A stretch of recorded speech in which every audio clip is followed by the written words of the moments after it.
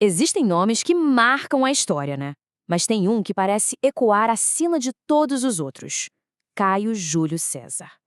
Hoje a gente vai mergulhar na jornada desse homem que, literalmente, forjou um império e mudou para sempre o rumo da história do Ocidente. O nome dele virou sinônimo de poder. É uma lenda, sabe? Forjada com muita ambição, uma genialidade fora do comum e também com sangue. Pois é, para a gente entender o mito, a gente precisa primeiro conhecer o homem. E a jornada dele começa lá atrás, numa juventude que já mostrava o quão ousado ele era. A ambição do César nasceu, assim, no meio do caos. Imagina, com só 16 anos, o pai dele morre e ele vira o chefe da família. E como se não bastasse, Roma estava no meio de uma guerra civil, comandada por Sila, um ditador que era inimigo declarado da família dele. O cenário não era nada bom. E tem uma história em particular que mostra bem o tipo de pessoa que ele ia se tornar. Durante uma viagem pelo mar Egeu, o navio dele é atacado e, pronto, César é capturado por piratas. E a reação dele foi simplesmente inacreditável. Em vez de mostrar medo, ele demonstrou um orgulho que chegava a ser absurdo. Ele tratava os piratas como se fossem subordinados dele. Brincava com eles, mas deixava o aviso bem claro: quando eu for livre, eu vou voltar para me vingar. E olha, ele cumpriu o que prometia. Assim que o resgate foi pago, César não perdeu tempo. Ele juntou uma frota, caçou os piratas um por um e, como tinha dito, crucificou todos eles.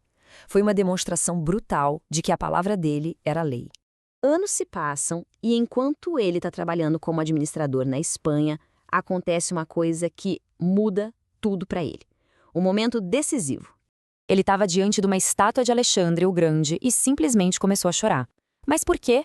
Porque na idade dele, 33 anos, o seu grande herói Alexandre já era dono de um império gigantesco. E ele, César, sentia que não tinha feito nada de relevante. Foi nesse exato momento que ele prometeu a si mesmo que ia igualar ou até superar as conquistas de Alexandre. A chama da ambição foi acesa de vez. Então, com essa ambição toda queimando dentro dele, ele volta para Roma.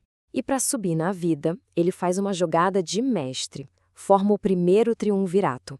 Uma aliança estratégica com o cara mais rico de Roma, Crasso, e com o general mais famoso da época, Pompeu. Com o apoio deles, César finalmente consegue o que tanto queria, um comando militar. E o alvo dele, a Gália. É na Batalha de Alésia que a gente vê a genialidade militar dele em ação. Ele estava em desvantagem numérica, prestes a ser cercado. E qual a solução dele? Uma ideia completamente audaciosa. Construir não uma, mas duas muralhas gigantescas. Uma para prender o inimigo dentro da cidade e outra por fora para impedir que os reforços chegassem. Foi uma obra de engenharia e tática que garantiu a conquista da Gália. Claro, todo esse sucesso na Gália trouxe para César uma fortuna absurda e a lealdade de um exército experiente. Só que aí Crasso morre e o triunvirato acaba. Pompeu, que agora controlava o Senado, começou a ver o poder crescente de César como uma ameaça direta a ele. E aí a coisa ficou séria. A tensão chegou num ponto sem volta. Pompeu e o Senado deram uma ordem direta. César deveria abandonar seu exército e voltar para Roma como um cidadão comum para ser julgado. César sabia que isso seria o fim dele. Então ele se recusa e marcha com suas legiões em direção à fronteira da Itália, um pequeno rio chamado Rubicão. Ao cruzar aquele rio com seu exército, um ato ilegal e uma clara declaração de guerra, ele disse as palavras que entraram para a história. Alea iacta est, ou seja, a sorte está lançada. Não tinha mais como voltar atrás. O que vem depois disso? Uma guerra civil que simplesmente virou o mundo romano de cabeça para baixo. César persegue e derrota Pompeu, vai até o Egito, onde tem aquele famoso caso com a rainha Cleópatra, e no fim, volta para Roma para consolidar seu poder de uma vez por todas. E tem uma frase que resume perfeitamente o auge do poder e da confiança dele. Depois de uma vitória super rápida no Oriente, ele manda uma mensagem para o Senado que dizia apenas Veni, vidi, vici. Vim, vi e venci. Em 3 palavras, ele disse tudo. De volta a Roma, ele recebe um título que ninguém nunca tinha tido antes: ditador perpétuo. Ditador para toda a vida. Para muitos senadores, isso foi a gota d'água. Era a prova final de que ele queria ser um rei e acabar com a república que eles juraram proteger. E esse medo, esse ressentimento foi crescendo nos corredores do Senado, até que culminou numa conspiração. Um grupo de senadores, incluindo gente que César tinha perdoado e até promovido, decidiu que o único jeito de salvar a República era matando ele. E aí chega o dia que mudaria tudo, os Idos de Março.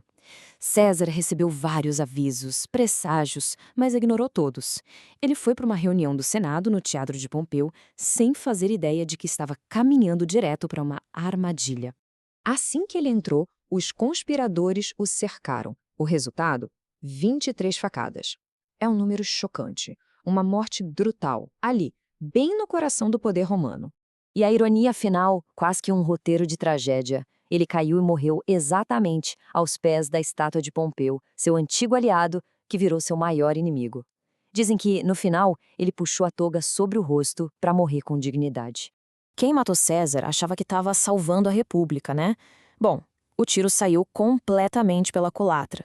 O assassinato dele não só não restaurou a República, como acelerou a morte dela.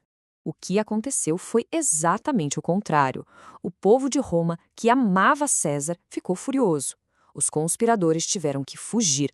O resultado foi mais uma guerra civil, um caos total, de onde uma nova figura saiu por cima: o jovem herdeiro de César, seu sobrinho-neto, Otaviano. No final das contas, Otaviano se tornou Augusto, o primeiro imperador de Roma.